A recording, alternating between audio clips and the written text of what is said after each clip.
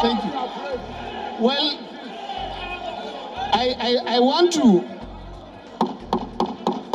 On the 3rd of March 2022, lawmakers in Nigeria rejected a bill that sought to stop the children and wards of public servants from studying abroad. The sponsor of the bill, Sergio Sogun, believes the bill is crucial to rescuing Nigeria's educational system. I mentioned in the course of the debate, when was the last time we visited our alma mater, the schools we attended, they're in a terrible state. If you are a public servant, a civil servant, you write the budget. And then the public servant, the National Assembly member or the legislator, approves the budget. The president assents to it.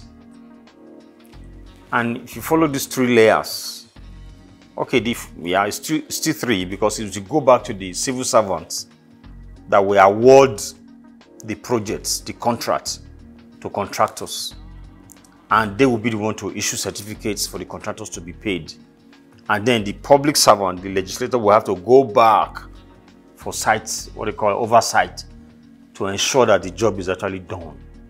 If all this class of people have their children schooling outside, why would they be concerned about what enters the budget and how it is utilized? If you are a civil servant, you are a lawmaker, you are a president, you are a governor or whatever, and your children are schooling here, do you think they will allow ASUU to go on strike, knowing that their children will not go to school? Will they allow the state of education, the infrastructure, the buildings, to dilapidate the way they are today? They will not. It's simple. They will not allow it. But they have detached themselves from this process. It's them versus us. Them below there, whatever they get, that's it. Us, our children will go out there and get the basic education and whatever they need in life and all that.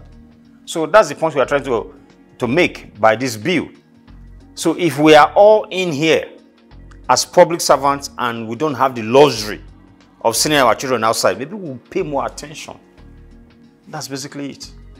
And I believe strongly that if that's the case today, if there's a law today that says if you are in public space, if you are serving in public space, you cannot send your children to a private school or school overseas. You must attend public schools. The state of our schools will change. And we will get there. Very soon we will get there.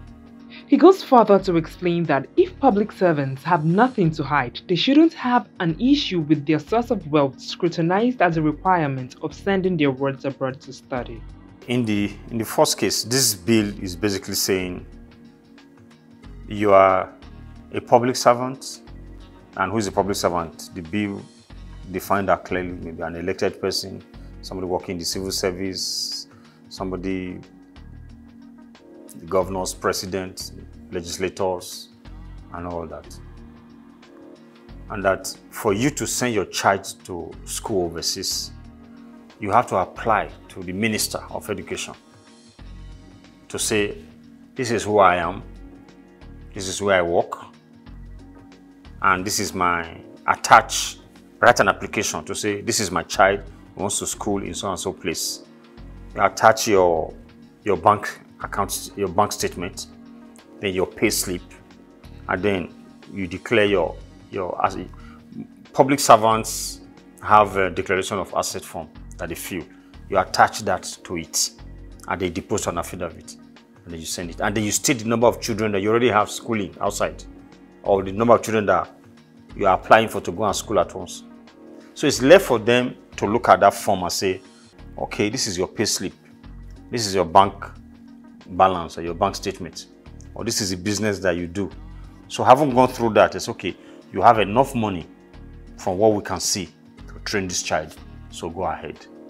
But if they see that you don't have enough money to train the child, they will decline it. They will write to you to say you don't qualify to send your children outside. It's simple. And this is not a difficult thing to do, if truly you are earning legitimate money. For those that said all manner of things when we discuss this bill, is because even themselves cannot prove their source of income. If you can prove it, what's so difficult? One of my colleagues said something about they were doing something before they came here. Of course. Nobody left the high school straight to the National Assembly. Nobody left the university, a fresh graduate, to the National Assembly.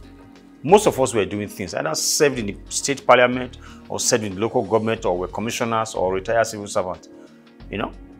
So you came from somewhere. Some came from the private sector. They have businesses. They only just resigned from the board. So you have assets. So if that is the case, what is so difficult in saying, these are my assets? Or I've had to sell a building that is worth 200 million to train these 2 children, 100 million each.